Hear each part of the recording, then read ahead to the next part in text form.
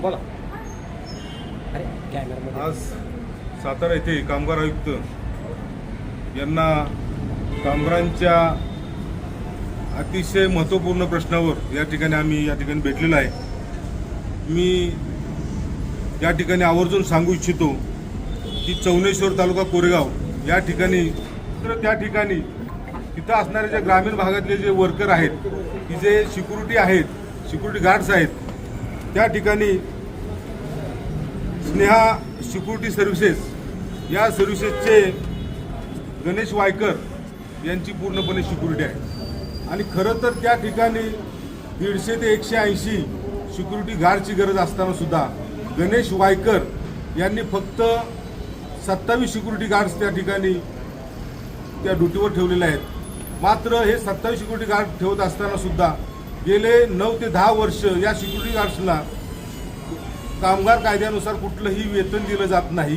त्यांना फक्त 12,300 रुपये हे मासिक वेतन दिलं जातं.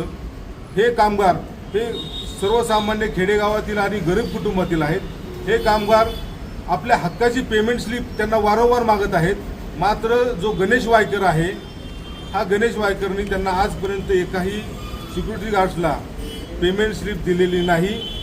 दुसरा विषय असा आहे की हे सिक्युरिटी गार्ड जे आहेत की तो जो भाग आहे की ज्या डोंगर दऱ्यावर ज्या पवनचक्क्या आहेत त्या ठिकाणी हे गार्ड काम करत असतात. मात्र ह्या गार्ड्सना आजपर्यंत कुठल्याही प्रकारची त्यांना सुरक्षेची साधनं त्या ठिकाणी उपलब्ध करून दिली नाहीत. तो परिसर जर पाहिला तर अतिशय डोंगर दऱ्याचा, झाडाझुडपांचा असा परिसर आहे. आणि अशा परिसरामध्ये जी जंगली शॉपद आहेत, या शॉपदांपासून या कामगारांचं संरक्षण करण्यासाठी त्यांना कुठल्याही पद्धतीची त्या ठिकाणी सुरक्षा ही दिली जात नाही. या कामगारांना त्यांच्या साप्ताहिक त्यांना कुठलीही सुट्टी दिली जात नाही. त्यांना नाहक त्या ठिकाणी राबवून घेतलं जातं. आणि काही कामगारांना तर पूर्वसूचना न देता कोणतंही ठोस कारण नसताना सुद्धा त्यांना कामावर काढून टाकलं जातं.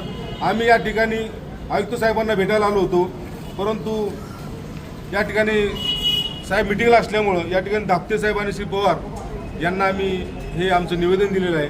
आणि येत्या 4 तारखेला जर या कामगार आयुक्तांनी हा जो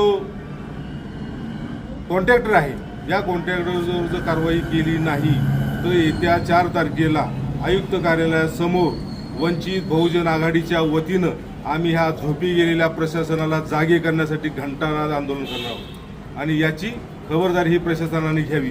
आणि इथून पुढे गणेश वायकरची जी झुंडशाही आहे, जी हुकुमशाही आहे, ज्या हुकुमशाही पद्धतीनं ज्या कामगारांचे अन्याय अत्याचार होतात, हे अन्याय आणि अत्याचार अजिबात इथून पुढं वंचित बहुजन आघाडी बिलकुल आणि कदापिही सहन करणार नाही.